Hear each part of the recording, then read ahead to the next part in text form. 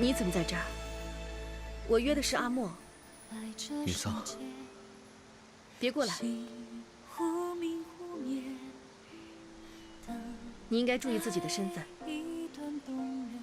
叫我王姬，凌云族的景时将军。王姬，你不是一直把我当成一个排挤的女人吗？为何千里迢迢到玄木来找我？因为我爱你。爱我？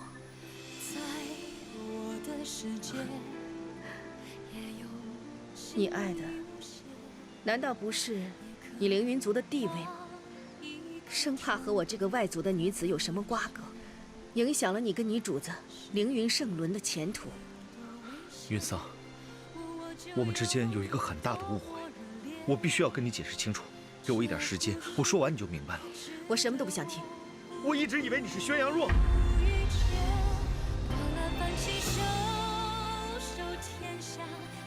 那日，我为圣伦殿下送药，在凹凸馆中除了你之外，并没有其他女子，所以我就认定，你就是宣阳王姬宣阳若。再后来，虽说我们见过几次，但是我从未怀疑过你的身份，也从未问过你的姓名。直到前几日在成华殿，我见到了新任王子妃，我才知道，我竟然犯下了如此大错，我竟然把你这个玄木王姬当成了宣阳王姬。这才有了后面的那些事。你把我当成了穆清墨，宣阳的王姬。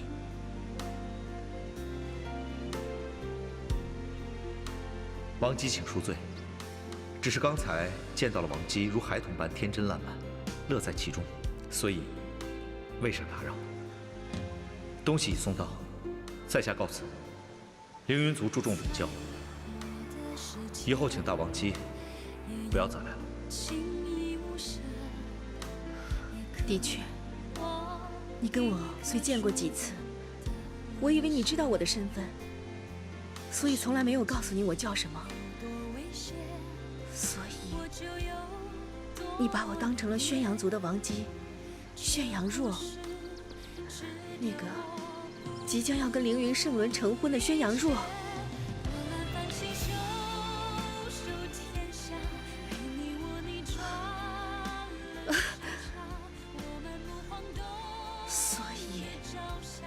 你对我若即若离的，你从未对我有过任何承诺，所以你常常跟我提到凌云圣伦以及圣伦对你的恩情，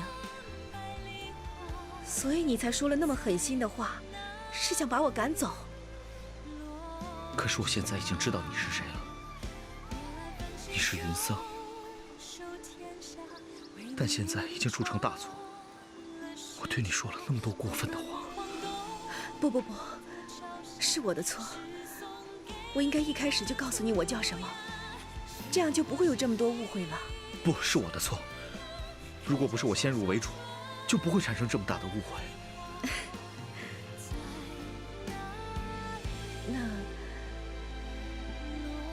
那你之前说的还算话吗？之前说的哪一句？你说你爱我。我之前不敢细想你的身份，许是因为太爱你的缘故。玉山凹凸馆那一曲，已经深刻在我的心尖上。直到后来，不得不去面对你身份的时候，我才发现，殿下即将大婚。我以为我爱上了我最好兄弟的未婚妻，我觉得我愧疚万分，对你，我是想爱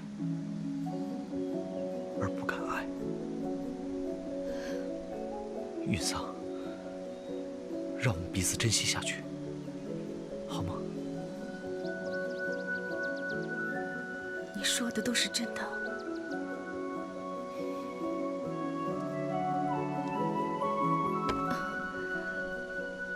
是他引领我来到这里。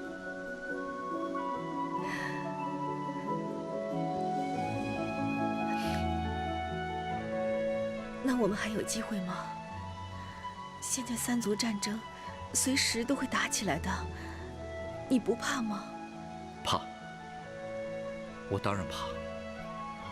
我怕有朝一日你我会兵戎相见。但是你们玄木族的不归谷，不是崇尚活在当下吗？我们之间已经错过太多了，往后的日子，我不想再错过一天了。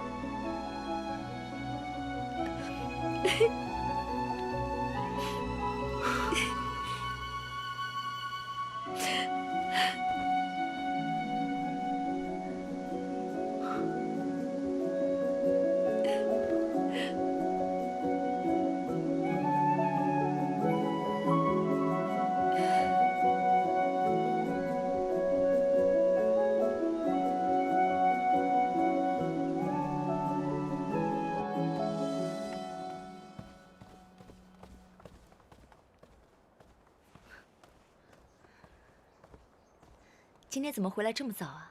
我答应你要跟你一起用晚膳的。欢许，多准备点饭菜。是。今天累了吧？我不累，我们进去吧。嗯。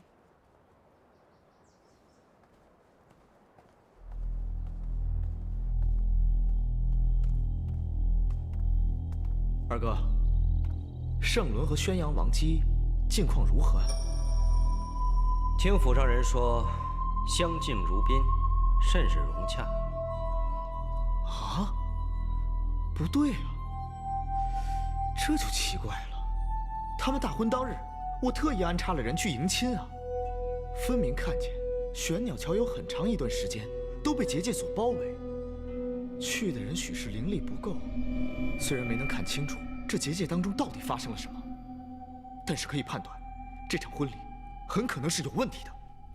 这一点我也觉得很诡异。他们大婚当日，玄木向宣阳和凌云的边境增派了10万大军，而且跟玄木王结拜的若江赤云也闯进了宣阳。外人看来像是对凌云和宣阳联姻的抗议，但是我觉得这根本就是针对这场婚礼的抗议，只是我还没有找到任何证据而已。参见殿下。说。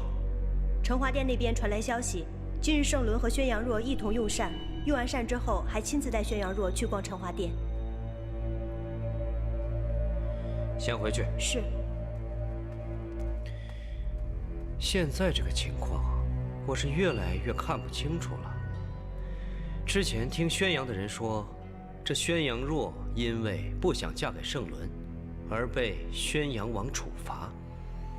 现在2个人的感情怎么突然好起来了？二哥，恐怕此事没那么简单。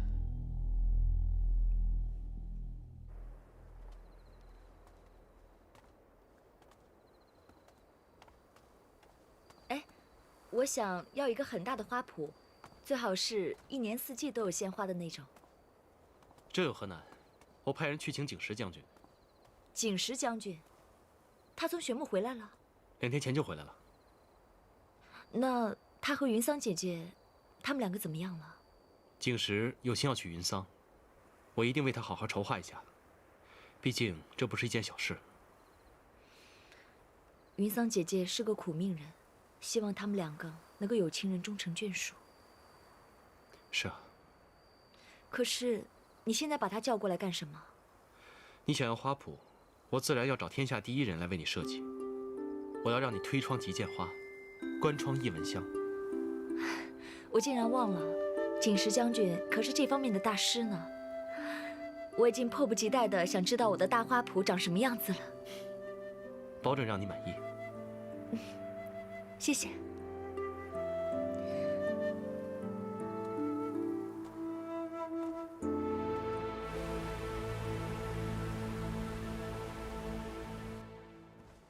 父王，儿臣想要在成华殿为若儿建一座大花圃。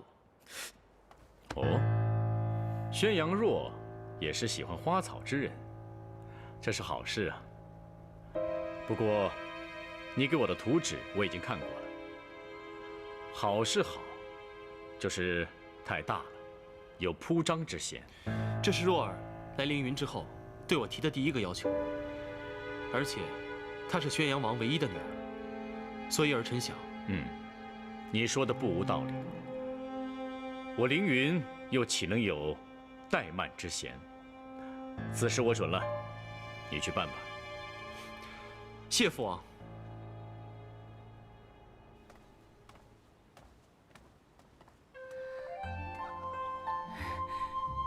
这就是我的花圃，喜欢吗？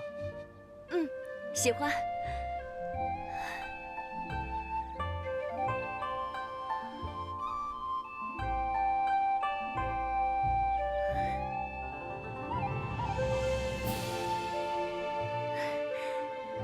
真没想到，这个花圃是按照宣阳的地形设计的，而这些花草也是宣阳独有的种类。哎，还加了凌云的风格呢。不愧是景时将军，你也不错，一眼就看出了景时的心思。那是因为我知道是景时将军设计的，所以才会特别留心的看啊。无论如何，只要你喜欢就好。谢谢你。对了，阿莫，我八弟想请你去他府上一聚，你意下如何？八弟，他是这凌云中唯一一个不会与我争权夺利的弟弟。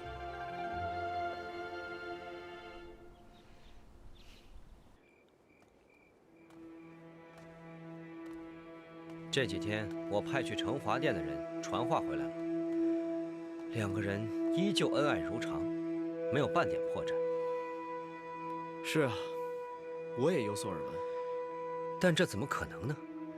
那宣阳王姬明明是喜欢胡闹的脾气，怎么到了圣伦府，却变得如此温婉乖巧了？对啊，我也觉得奇怪。这场婚礼明明就是有问题的，可是两人现在反倒相敬如宾，很是恩爱。真是奇怪。你觉得这里面有没有问题？我觉得好像不像有问题。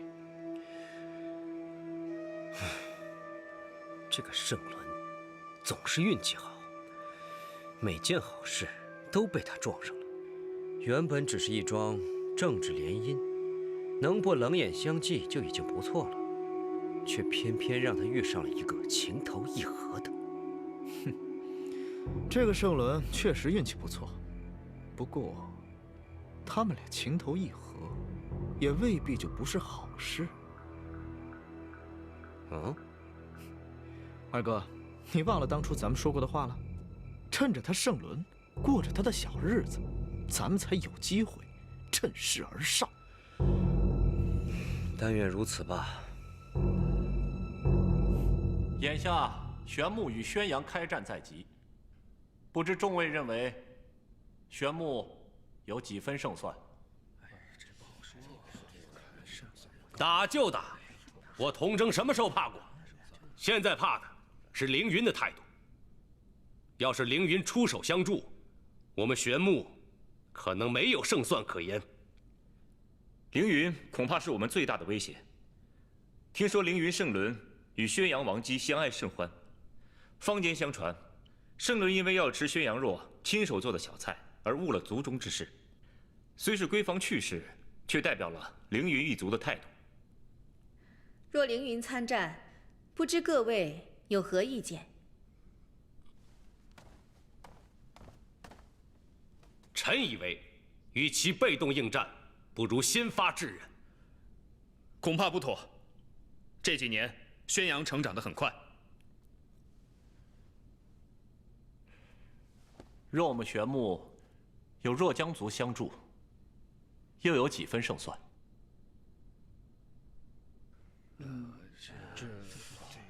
若江族擅长锻造，但平时不蓄兵力，臣也无法估算。还是要问过赤云大人才知道。说起赤云，这几天他不在玄武山上。云桑，你可知道他什么时候回来吗？赤云向来飘忽不定，我确实不知道他去哪里了。但我想，现在情况紧急，他应该是回若江部署去了。陛下，我知道赤云是你的兄弟，但你不能凡事都信任他。玄牧之事，岂能把希望寄托在一个外族人身上？佟大将军，你忠心耿耿，我又岂能不知呢？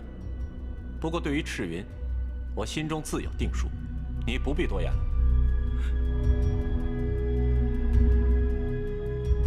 是。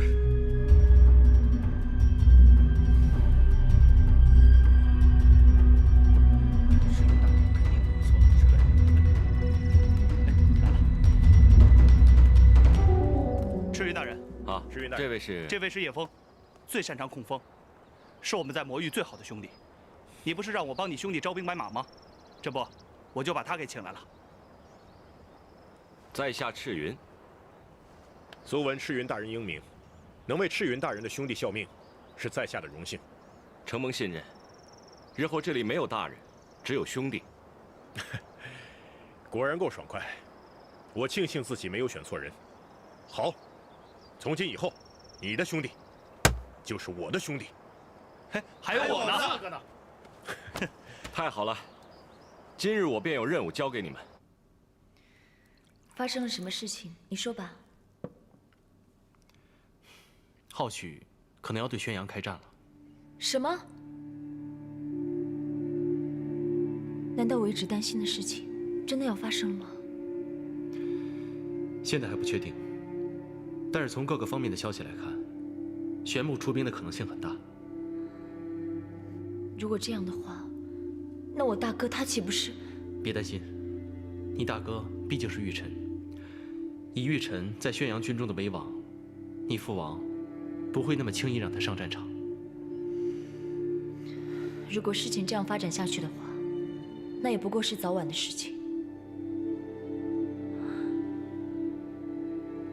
可是，为什么浩许会这么快决定对宣阳动兵呢？他才不过登基几个月，根基还没有完全扎稳呢。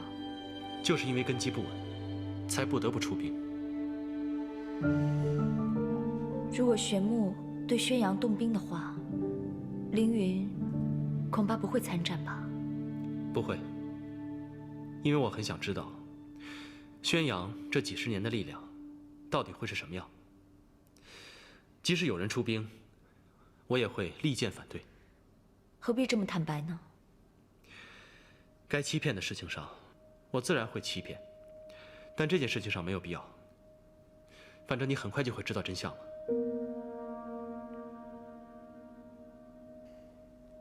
我终于明白，你为什么和大哥能成为好朋友了。因为你们都有一种近乎残忍的坦诚。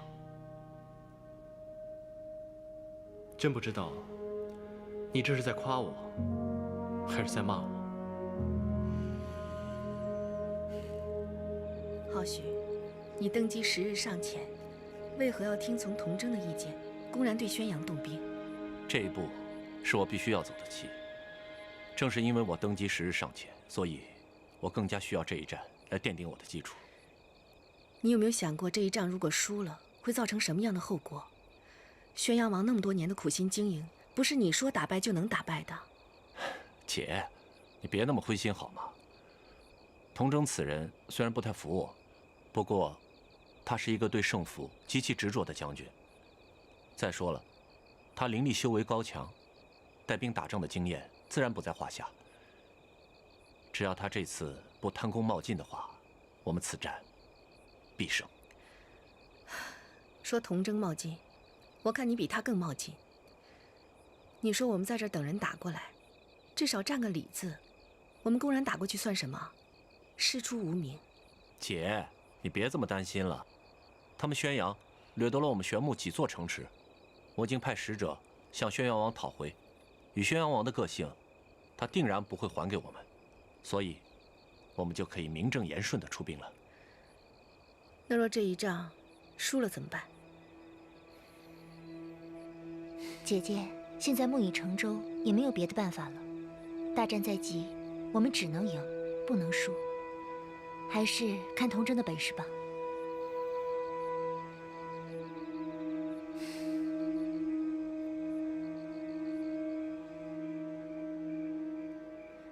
明天我想去求父王和母后允许我出宫，你可以去帮我一起求情吗？恐怕不易。凌云是上古贵族，号称乐礼之族，民风保守，礼教森严。如果没有正当的理由，别说是王子妃，就连王后都不能随意外出。我有3000蚕种陪嫁，听说因为水土不服已经死了一半。所以，我想请父王允许我出宫，勘察一下水土民情，也好选择适合凌云的蚕种。凌云主要的衣料来源是麻，产量低，制作困难，穿在身上不是很舒服。几百年来，凌云的王室贵族所用的绸缎、衣料，都要从宣阳购买，这是一笔很大的开销。如果我们以此做请求，我想父王一定会支持。王后恐怕也不会再推脱什么。那就太好了，我先替蚕种谢谢你。不过小事一桩，只要你开心就好。谢谢你教凌云百姓养蚕纺织。我们是盟友，而且我现在是凌云的大王子妃，这是我应该做的。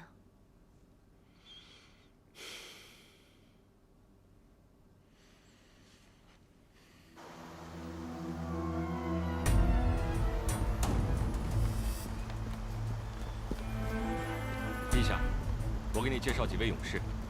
参见玄武王。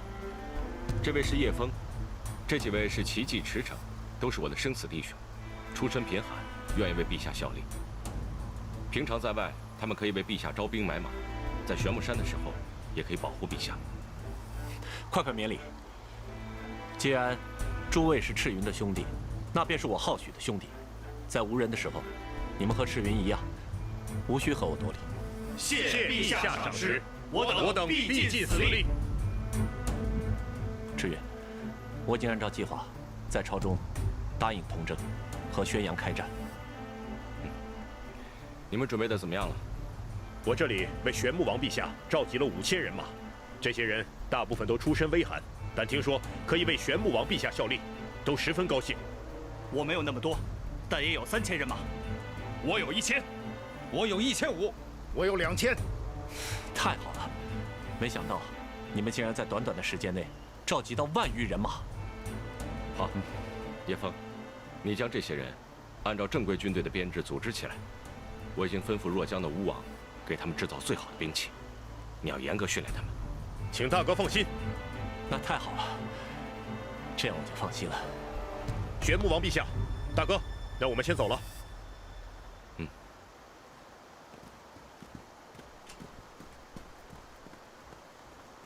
大王姬，你可以出来了。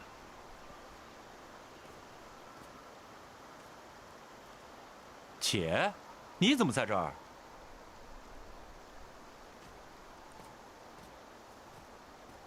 你现在放心了？赤云，我知道你想说什么。玄穆跟宣阳一旦开战，你担心我会因为穆清墨是玄阳王姬，而不尽心帮助玄穆。对，我确实就是有这个担心。姐，你怎么能怀疑赤云呢？你完全不用担心。我跟你的父王还有浩许发过誓，更何况，我现在跟那个宣阳若毫无半点干系。他现在是凌云王子之妻，我是若江的首领赤云。一旦宣阳跟玄穆开战，我若江也不能独善其身。我与宣阳若现在两不相干。我又何尝不希望你跟阿莫交好呢？可是面对政治联姻，别说是我，就是阿莫，也是无能为力。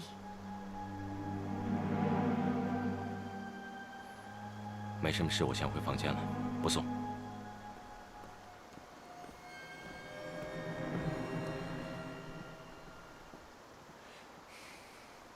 彼采葛兮，一日不见，如3月兮；笔采萧兮，一日不见，如3秋兮。娘，您觉得这首诗歌好不好听啊？好听，知若念的诗歌总是这么悦耳。四弟，大殿下，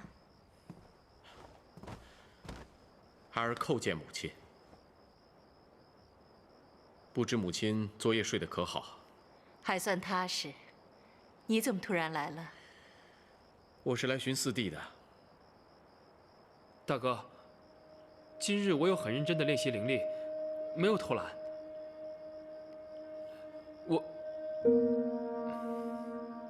好了，正好我也累了，想早点歇息。你们聊吧。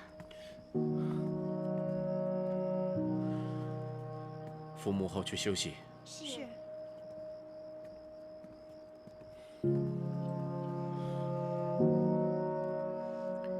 过来。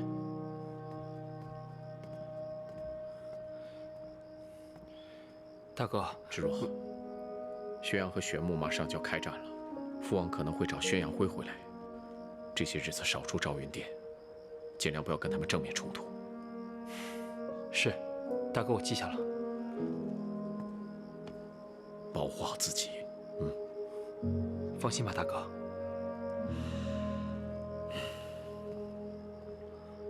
大哥，你有阿莫最近的消息吗？我知道你一定派了人去保护他，所以一定知道他的消息。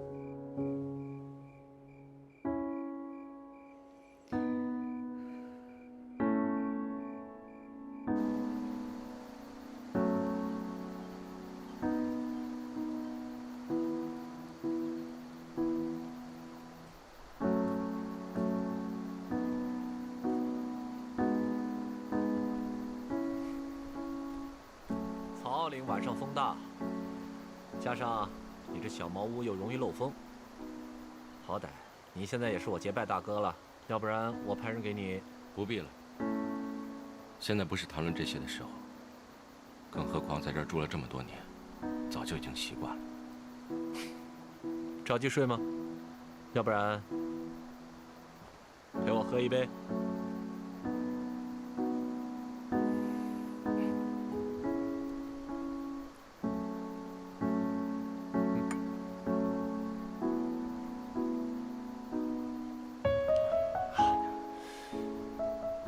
酒是好酒，如果能等到我们旗开得胜那天喝的话，岂不妙哉？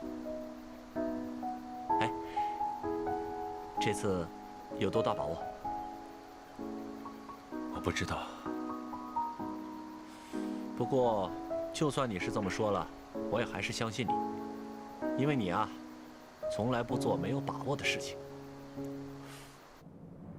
玄牧使节觐见。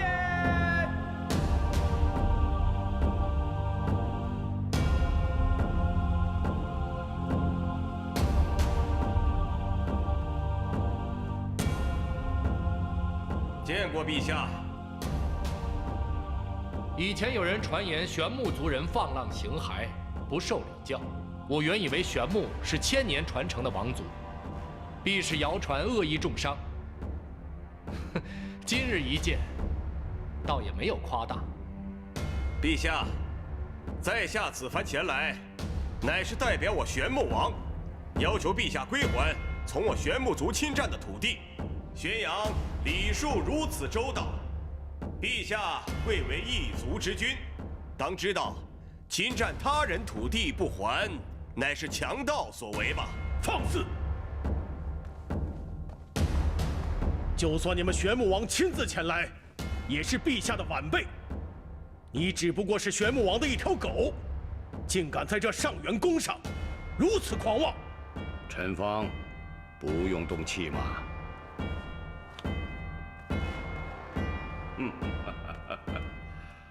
此前我宣阳的确占了你们玄牧一点土地，可那也是因为你们玄牧挑衅在先。何况守卫你们玄牧边境的几大贵族，在领地横征暴敛，搞得自己族民苦不堪言，甚至有人像逃荒一样，跑到我宣阳境内寻求庇护。怎么？现在就凭你一张嘴，就能让我把土地还给你？那我如何面对我宣阳战死的将士？我又如何面对向我寻求保护的流民？那是陛下自己的事，与玄牧无关。你出言不逊，我可以杀了你。但我不杀你，你回去告诉玄牧王，他父亲在世的时候也会敬我几分。若想要回土地，就让他亲自来吧。哼，陛下，不还就说不还，哪来那么多冠冕堂皇的借口？陛下放心，在下定将陛下的话一字不差带回玄牧。